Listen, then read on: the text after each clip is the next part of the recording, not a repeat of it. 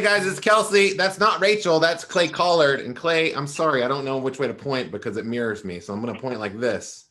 You know Clay Collard if you watch fighting, any kind of fighting, because not only was he's the boxing's most important thing of 2020, I think, arguably, the thing that kept boxing alive in 2020, but he's also the guy that's apparently wants to do the same kind of run in MMA, his true love, in the PFL this year. You already got up to a great start, Clay. Man, I was so excited to see you fight Anthony Showtime Pettis. You said before the fight, I'm gonna win this fight. My boxing's gonna set me apart, and it did. How'd you do it, man? How do you do that? How are you? Oh man, What's your hard secret? work and dedication, man. No, I mean, I got a great team. I got a great coach, and we work hard every single day. Yeah, but before the fight, I remember you saying, I went to the press conference and you said that your boxing would set you apart. That your boxing, especially because you had competed at the highest level in boxing for the last year, would set you apart in the fight. And I remember when I heard that, I was like, well, that doesn't make sense because what if, kickboxing, right? People kick, it's just different, but you proved me wrong. Yeah, man. Well, in my opinion, boxing rules on the feet. Boxing is king when it comes to striking. Yeah. If you can control the range and keep somebody that likes to kick in boxing range, he can't throw those kicks. If you can keep somebody at boxing range and not chase them and drop and stop a takedown, like they're pretty much stuck in boxing range in my opinion. So I think boxing is king when it comes to striking on the feet for sure. Yeah, and I remember you saying that, and I remember being like, well, I don't know if that's true. As a long-time boxing guy, I was like, that's awesome. I hope it's true. But then you proved it to me. You went in there and you were able, the combinations that you were throwing at him, and you're great offensively in boxing, he didn't seem to have an answer for that. We hunted his body early on, right from the get-go. You kill the body, the head dies is something my coach says. So I've been working years and years on body work and just tearing guys down, going to their body. When it comes to mixed martial arts, if you're a good boxer and don't know nothing else, you're gonna have a hard time. If you're a mixed martial artist that's a really good boxer, it's a little different.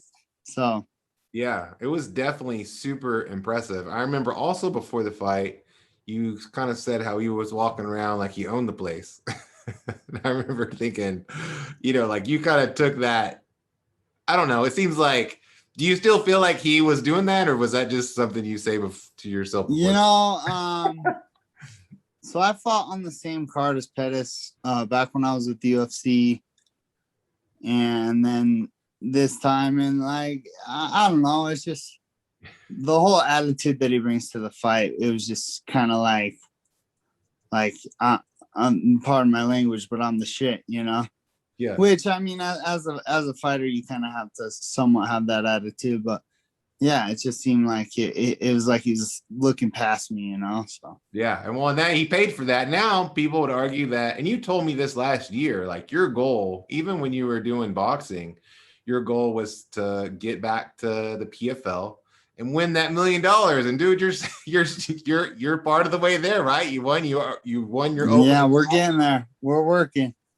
Yeah, and that's exciting to me. And it's also exciting to hear that even during your incredible run in boxing in 2020, which you went 5-1 in 2020, fighting mostly at middleweight, which is 160 pounds for people that don't know, and super middleweight, which is 168 pounds, right?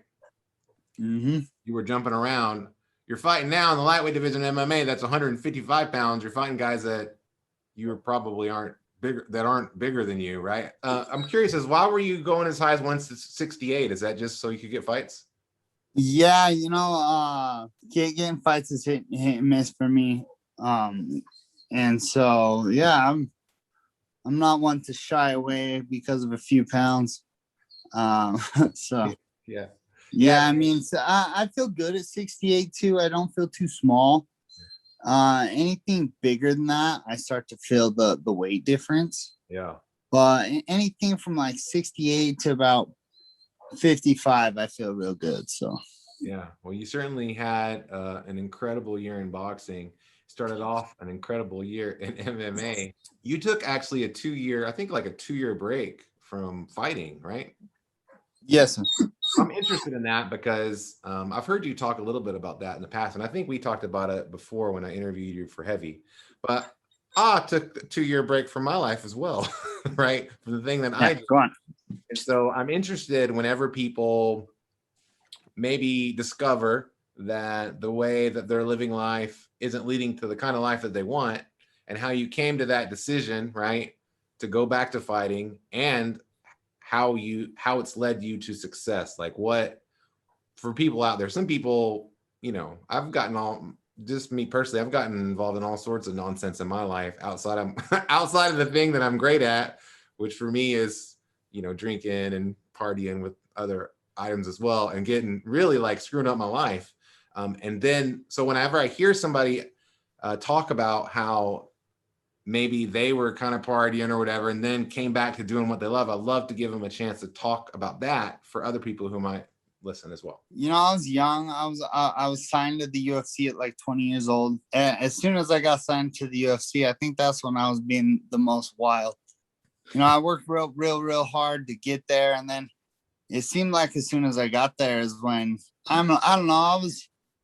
I was young, wild, and just my personal life wasn't what it should have been, to be a professional athlete. So I had a few very life-changing moments in my life where I finally had to step away and figure out what I wanted out of life, what I wanted to do.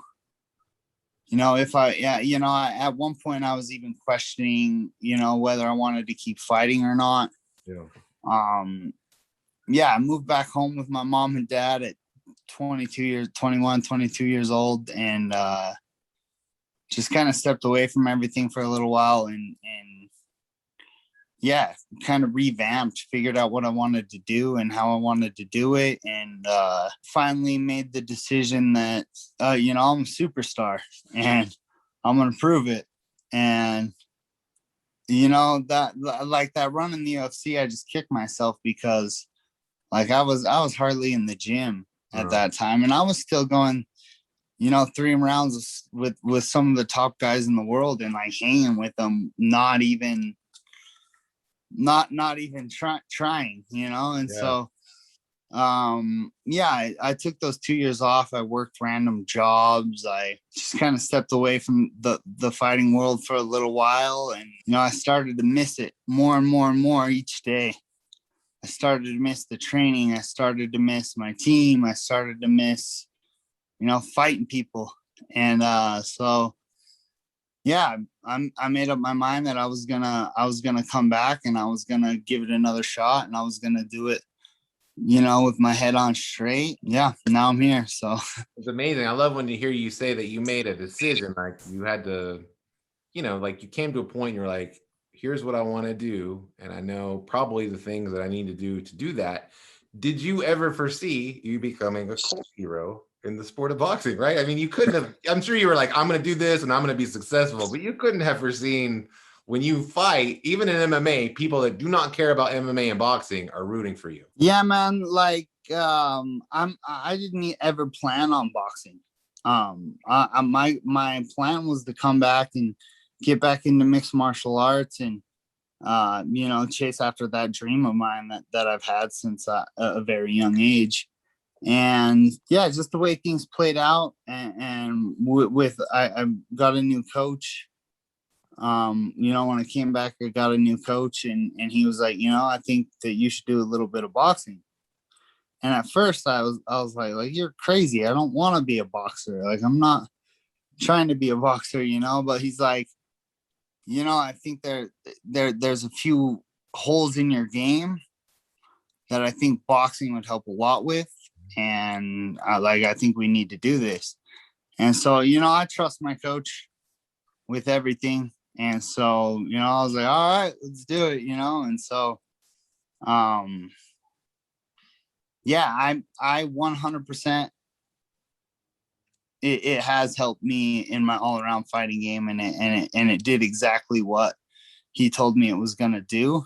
And the fact that we had success and got in there and upset a few guys and shook up the boxing world is just a cherry on top, And your coach's name, remind me again? That is Ryan Alt. Okay, Ryan. Yeah, and I think I watched your interview with Kevin Ioli from Yahoo, and you talked about how he taught you, because the stances are different in boxing and in MMA. And MMA, for people that don't know, typically you have to have a wider stance than you would in boxing. Boxing would be more bladed, and that's so you can protect against kicks.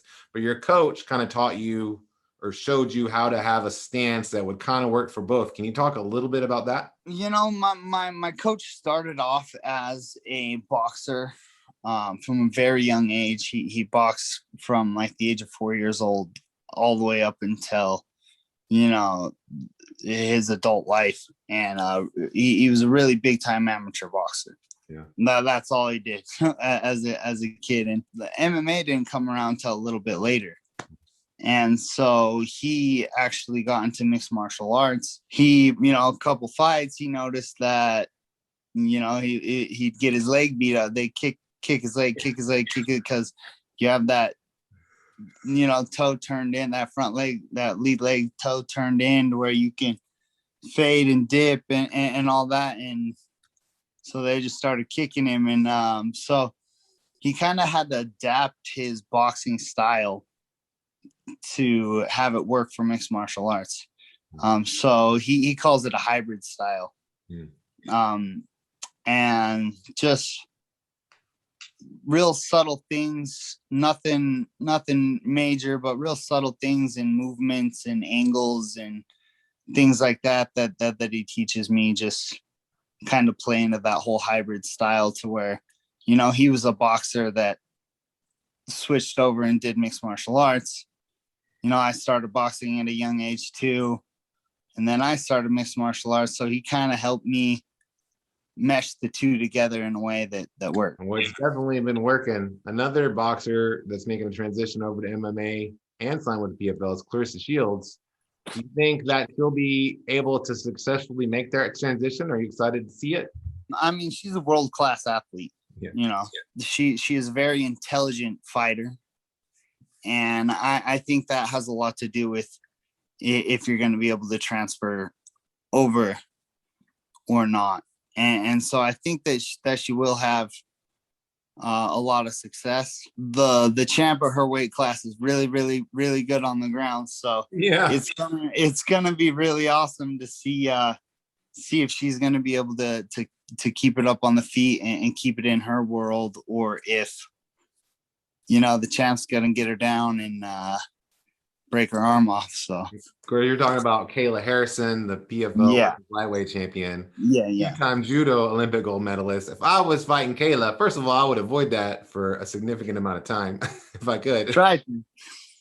And then also, definitely don't let her sweep you to the ground. Yeah, hopefully she can get a few mixed martial arts fights under her belts early in the tournament before she gets matched up with Kayla, and kind of figures out what it's all about. And I'm sure she's training and getting ready for wrestlers and getting ready for people that are gonna try to take her down. But if she can keep it on the feet, man, like I said, boxing is king on the feet. I do believe that. So yeah, and Claressa will have time. She's not really going to compete in the tournament this year. I think they're hoping that she can start next year. And now she's doing just one-offs.